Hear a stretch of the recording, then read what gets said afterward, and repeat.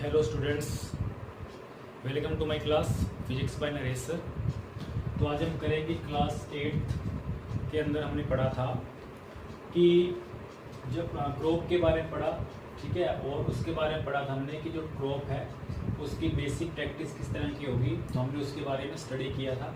उसके बाद में पढ़ा था इरिगेशन के बारे में कि प्लांट्स को टाइम टू टाइम हमें क्या जरूरत पड़ती है, उसको पानी की जरूरत पड़ती है, वाटर की। तो वाटर सप्लाई हम जो टाइम टू टाइम देते हैं बच्चों क्रॉप को, तो उसको बोलते थे इरिगेशन, ठीक है। तो आज हम डिस्कस करेंगे कि जो क्रॉप प्रोडक्शन की जो बेसिक प्रैक्टिसेस होती हैं वो कौन कौन सी होती हैं। कि मान लीजिए कि हमने फसल को किस तरह से हम खेती के लिए उसको यूज़ करेंगे, मतलब खेती करनी है, हम फसल को उगाना है, तो हम क्या क्या ऐसी प्रैक्टिस का यूज़ करेंगे क्रॉप को प्रोड्यूस करने के लिए, ठीक है। तो देखो, पहला है प्रिपरेशन ऑफ सॉइल। हमें अगर मान लो कि हमने क्रॉप को पैदा करना है, प्रोड्यूस करना है, तो उसके लिए क्या करना पड़ेगा, पहले सॉइल को प्रिपेयर करना पड़ेगा, सॉइल को तैयार करना पड़ेगा, ठीक है। तो इसके अंदर क्या है, before sowing the seeds the soil of field is loosened and overturned. कि हम क्या करते हैं कि बिफोर सोइंग दी सीड, बीज बोने से पहले जो सॉइल है, जो मिट्टी है, उसको लूज करना बहुत ज़रूरी होता है। क्योंकि अगर लूज नहीं करेंगे तो जो मिट्टी है, जो सॉइल है, उसको पर्याप्त मात्रा में हम कह सकते हैं कि उसको एटमॉस्फेयर हो गया, ठीक है, तो वो चीज़ हमें उसको नहीं मिलेगी। तो हमें क्या करना पड़ेगा, सॉइल को सबसे पहले क्या करना पड़ेगा, लूज करना पड़ेगा। और ओवरटर्न, देखो क्या होगा कि हम क्या करेंगे, कुछ बेसिक प्रैक्टिस का यूज़ करके, कुछ बेसिक हमारे पास ऐसे कुछ उपकरण होंगे, इसका हम यूज़ करके उस मिट्टी को उखाड़ेंगे, और जो मिट्टी है उसको क्या करेंगे हम उसको लूज़ करेंगे, लूज़ करने ओवरटर्न कर देंगे। ओवरटर्न का मतलब होता है कि जो नीचे वाली जो सतह थी मिट्टी की, उसको उल्टा कर देंगे, ऊपर वाले को नीचे कर देंगे, नीचे वाले को ऊपर कर देंगे, तो उसको बोलते हैं ओवरटर्न करना, ठीक है। तो सबसे पहले हम क्या करते हैं, जो सॉइल है, क्रॉप उगाने से पहले जो सॉइल है उसको लूज किया जाता है। तो this process is called ploughing और टिलिंग। तो ये जो प्रोसेस है मिट्टी को लूज करने का, ओवरटर्न करने का, इस प्रोसेस को प्लोइंग और टिलिंग कहा जाता है। Ploughing cause ventilation of soil. अगर हम प्लोइंग का यूज़ करते हैं, अब ये प्रोसेस करेंगे, प्लोइंग करेंगे, टिलिंग करेंगे, तो उससे क्या होगा, जो फसल है ना, जो, ठीक है, अब वो हमारी ज़्यादा होगी, उसको प्रोड्यूस भी होगी, और जो सॉइल है, जो मिट्टी है, उसको वेंटिलेशन मिलेगा, ठीक है। And makes it suitable for the growth of small organism living in it. और उस सॉइल के अंदर जो लिविंग ऑर्गेनिज्म होती हैं, जैसे राउंड वॉर्म्स हो गए, ठीक है, अर्थ वॉर्म्स हो गए, ठीक है, उनको क्या बोला जाता है, हमारा मतलब क्या बोला जाता है, फ्रेंड बोला जाता है, ठीक है। जो फार्मर है उसके जो फ्रेंड हैं वो कौन से होते हैं, जो मिट्टी के अंदर रहने वाले जो स्मॉल ऑर्गेनिजम्स होते हैं, ठीक है, जैसे राइजोप्स हो गया, ठीक है, और क्या हो गया, अर्थवॉर्म्स हो गया, ठीक है। ये चीज़ें क्या होती हैं, हमारी अर्थ, जो हमारे जो फ्रेंड है वो फ्रेंड होती हैं हमारे, ठीक है, फार्मर की। तो उसको जब वेंटिलेशन होगा तो जो लिविंग ऑर्गेनिजम्स हैं, ठीक है, उसको भी ग्रोथ करने के लिए वो उसके लिए सुटेबल हो जाएगी मिट्टी, ठीक है। उसके बाद देखो सेकंड प्रोसेस, पहला तो प्रिपरेशन ऑफ सॉइल, सेकंड है सोइंग ऑफ सीड्स, ठीक है। हमने अगर मान लो हमारी जो फसल है, जो हमारी मिट्टी है वो तैयार हो गई, ठीक है, तैयार होने के बाद क्या होगा, हम उसके अंदर सीड्स, जो बीज हैं, उसको बोएंगे, ठीक है। तो उसके लिए देखिए क्या है, for sowing farmer obtain certified seeds from the state agricultural department and seed corporation, ठीक है। तो देखो, बीज बोने के लिए जो फार्मर है, जो किसान है, वो कहाँ जाते हैं, जो उस डिस्ट्रिक्ट के अंदर, उस स्टेट के अंदर जो एग्रीकल्चर डिपार्टमेंट है, जहाँ पर क्या मिलते हैं, सीड्स मिलते हैं बढ़िया क्वालिटी के, ठीक है, वो वहाँ जाते हैं, या फिर जो सीड कॉर्पोरेशन, ठीक है, वहाँ से क्या है, वो सीड्स लेके आते हैं। अब क्या होगा, देखो, some time farmer also select seeds from their own crop. कुछ टाइम में क्या था, कुछ फार्मर ऐसे होते हैं कि जो पहले वो फसल बीजते हैं, ठीक है, उसमें से कुछ ऐसे सीड्स को छांट लेते हैं ताकि वो आगे उसी सीड्स का यूज़ करके दोबारा फसल को बीज सकें।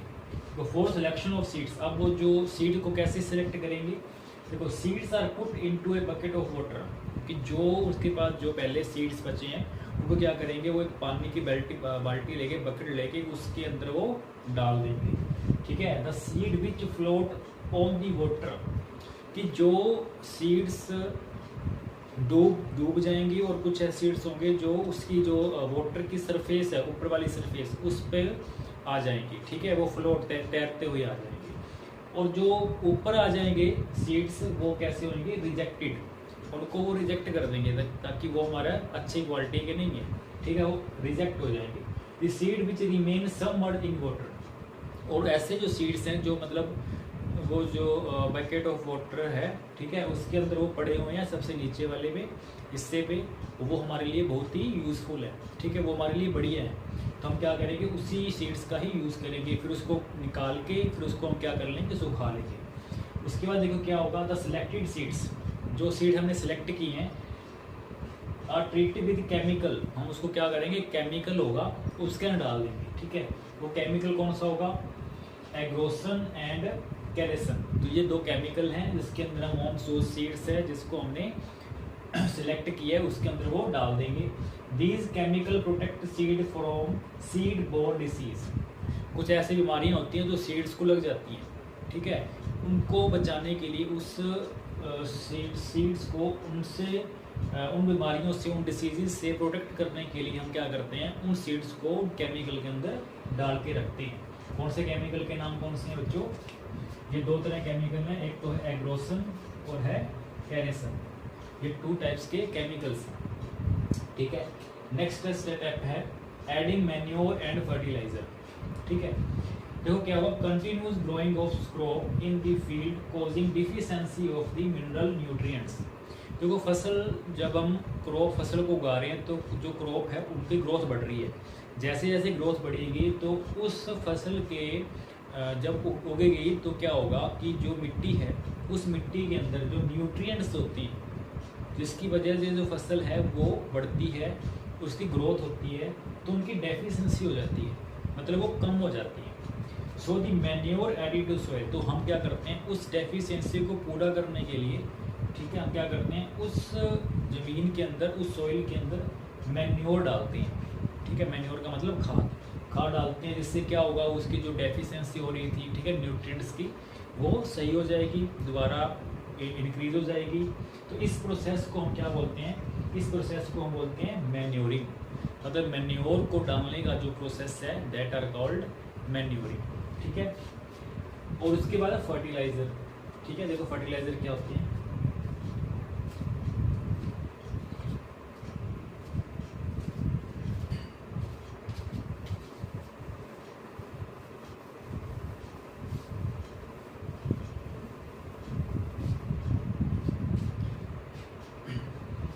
फर्टिलाइजर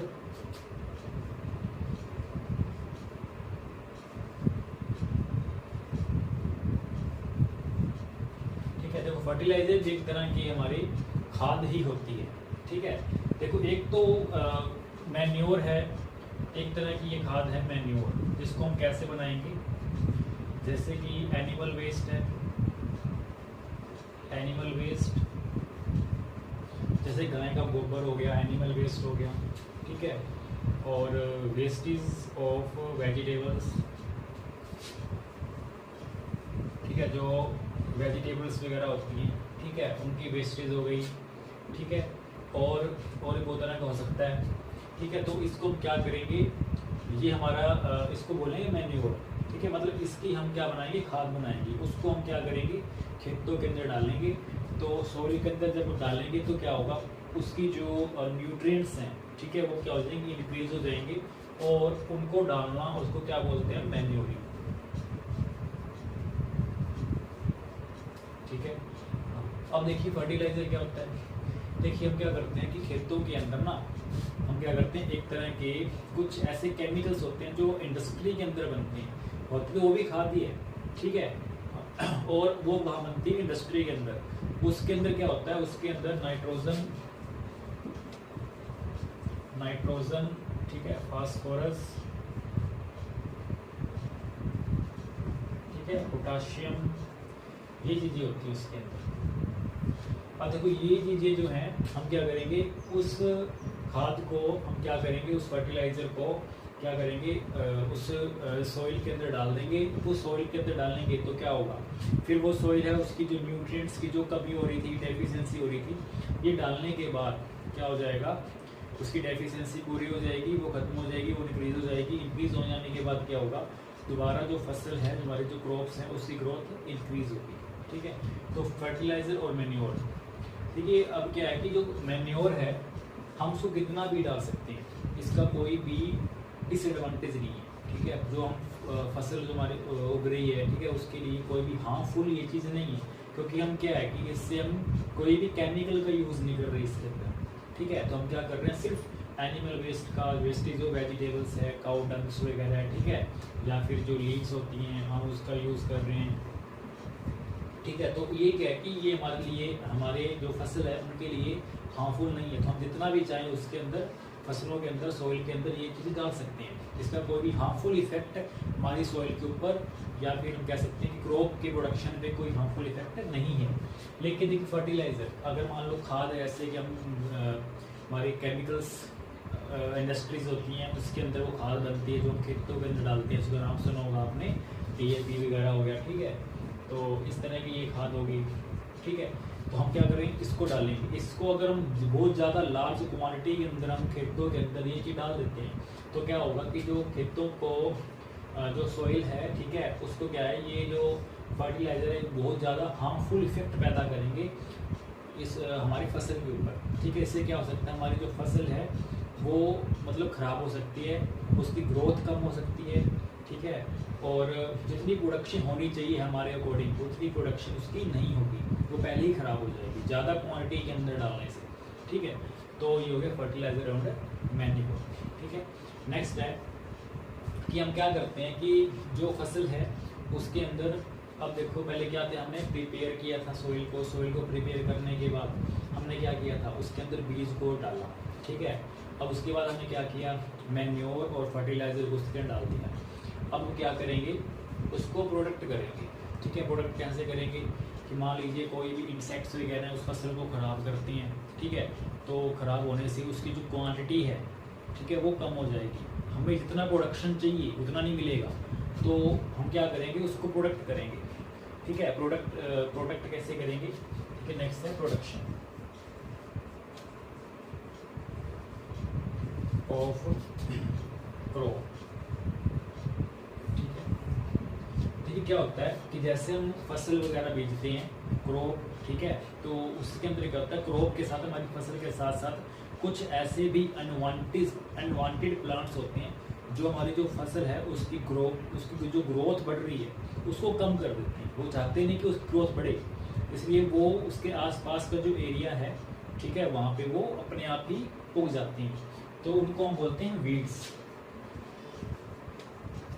ठीक है, अब क्या करेंगे, इस वीड्स को हमें वहाँ से हटाना बहुत ज़रूरी होता है, ताकि ये ना रहें और जो फसल है उसकी ग्रोथ बढ़े, उसकी प्रोडक्शन इंक्रीज हो।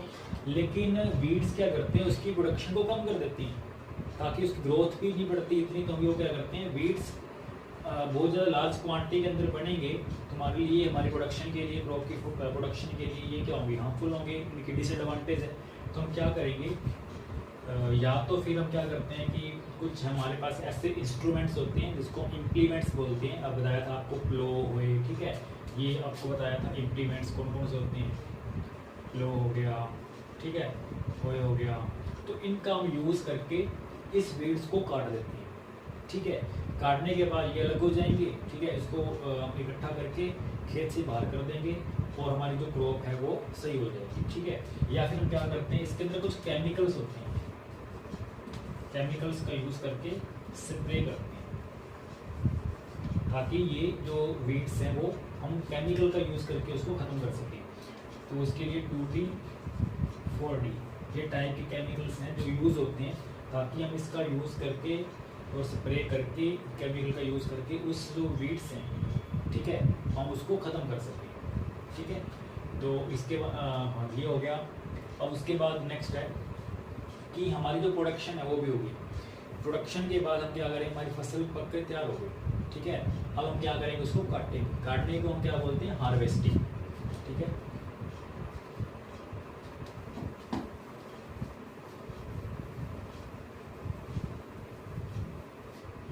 ठीक है, हार्वेस्टिंग।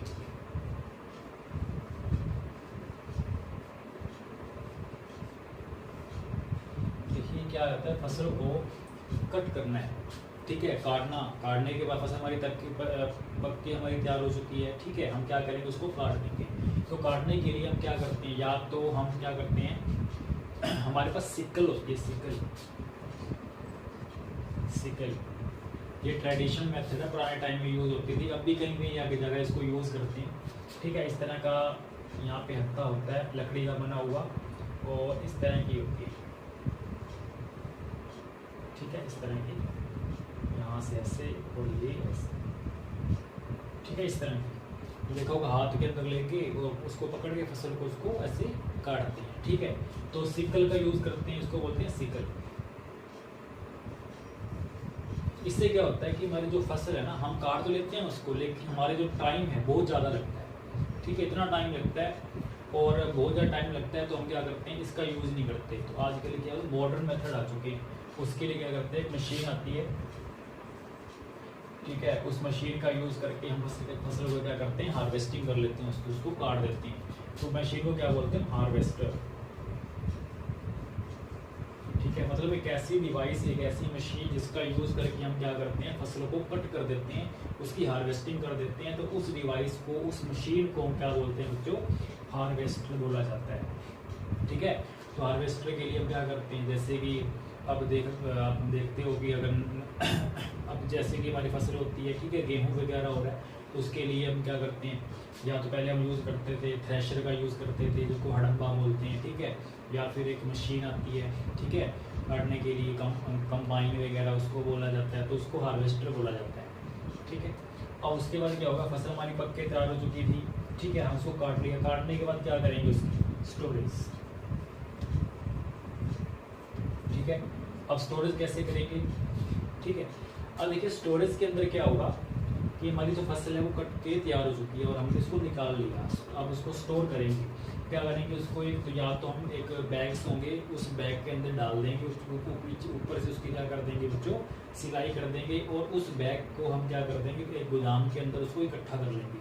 या फिर क्या होता है कि हम फसल को घर पे लेके आते हैं, घर पे क्या होता है, हमारे पास ड्रम होते हैं, उस ड्रम के अंदर हम फसलों को स्टोर करके रखते हैं, ताकि उसको बाहरी एनवायरनमेंट के टच में ना आए, वो हमारी फसल जो है वो ख़राब ना हो। हम क्या करते हैं, उसके अंदर कुछ ऐसे केमिकल भी डाल के रखते हैं, ताकि वो फसल को उसके डिसीज़ होने से उसको प्रोटेक्ट कर सकें। या फिर हम क्या करते हैं, उसके अंदर आजकल भी यूज़ होता है, जैसे नीम होती है, तो नीम की जो लीव्स होती है, जो पत्तियाँ होती हैं, उसको उसके अंदर डाल के रखा जाता है, ठीक है। तो ये हो गया स्टोरेज। हाँ, एक चीज़ आपने पढ़ा नहीं, इरीगेशन, ठीक है। तो इरीगेशन हम पढ़ रहे थे पहले कि जो इरीगेशन होता क्या है बच्चों, कि जो फसल है, जो क्रॉप है, उसको टाइम टू टाइम क्या देना, वाटर सप्लाई देना, वाटर सप्लाई करना टाइम टू टाइम, उसको बोलते हैं इरीगेशन। उसके लिए पहले जो मेथड यूज होते थे वो कौन कौन से होते थे, जैसे कि मोट, ठीक है, राहत, ठीक है, चेन सिस्टम, पुली सिस्टम, ये पहले ट्रेडिशनल मेथड। ट्रेडिशनल का मतलब होता है कि जो पुराने टाइम के अंदर यूज होते थे। आपने देखा होगा कई बार कि एक कुआं है, कुएं के ऊपर है वो एक मतलब ऐसे चरखा सा लगा देते हैं एक, ठीक है, वो उसको जो है उसकी जो पुली वगैरह है उसको जो बैल होते हैं उसके साथ बांध दिया जाता है। बैल उसके चारों ओर चलते हैं, ठीक है, जैसे जैसे वो चलते हैं वो पुली उसके साथ साथ घूमती है, और जो ठीक है कुआं वगैरह होता है तो उसमें से वो पानी को निकालते हैं। जैसे पानी निकलता है, ठीक है, वो खेतों के अंदर जाता है, तो इसे तो टाइम बहुत ज़्यादा लगता है, ठीक है। और क्या होता है कि टाइम ज़्यादा लगने के बाद जो पानी की जो वेस्टेज है वो बहुत ज़्यादा होती है। तो ट्रेडिशनल मेथड के अंदर पानी की वेस्टेज है वो ज़्यादा होती थी, बहुत ज़्यादा टाइम लगता था, ठीक है। और हमें आज के टाइम क्या है कि ये जो ट्रेडिशनल मेथड है इसका यूज़ बहुत ही कम होता है। हम क्या करते हैं, मॉडर्न मेथड का यूज़ करते हैं। मॉडर्न मेथड के अंदर किसका यूज़ करते हैं, स्प्रिंकल सिस्टम का यूज़ किया जाता है, स्प्रिंकल सिस्टम, ठीक है। दूसरा इसका यूज़ किया जाता है ड्रिप सिस्टम। तो ड्रिप सिस्टम के अंदर, स्प्रिंकलर सिस्टम के अंदर क्या होता है कि हम क्या करते हैं कुछ फुहारे वगैरह जिसको बोलते हो आप, वहाँ से पानी आता है, वो फुहारे चलते रहते हैं और धीरे धीरे वो पानी आसपास वो फेंकते रहते हैं। तो ड्रिप मतलब ड्रिप बाय ड्रिप, बूंद बूंद करके वो पानी है वो फसल के ऊपर जाता है और वो उसमें से होता हुआ मिट्टी के अंदर चला जाता है, और जो पानी को जो सप्लाई चाहिए उस फसल को, उसकी रिक्वायरमेंट वो पूरी हो जाती है। इससे पानी की भी जो वेस्टेज है वो बहुत कम होती है, टाइम भी बहुत ही कम लगता है। ठीक है, तो हम यहाँ क्या करते हैं, मॉडर्न मेथड का यूज़ किया जाता है फसलों को पानी देने के लिए। इस मेथड को क्या बोला जाता है बच्चों, इरिगेशन बोला जाता है। तो ये पहले वाले मेथड थे, जो ट्रेडिशनल मेथड्स को बोला जाता है, वो यूज़ होते थे पहले पुराने टाइम में। लेकिन आजकल का जो टाइम है, मॉडर्न जो टाइम है, उसके अंदर मॉडर्न मेथड को यूज़ करते हैं। कौन कौन से होते हैं, एक होता है स्प्रिंकलर सिस्टम, सेकेंड होता है ड्रिप सिस्टम। ठीक है, तो ऑलमोस्ट ये जो हमारा जो चैप्टर है वो कंप्लीट हो चुका है। ठीक है, तो अगर आपको ये चैप्टर बहुत अच्छा लगा हो, या कुछ आपको कोई भी कमेंट है वो आप कर सकते हैं, कोई भी क्वेश्चन है वो आप पुट कर सकते हैं। ठीक है, सो थैंक यू।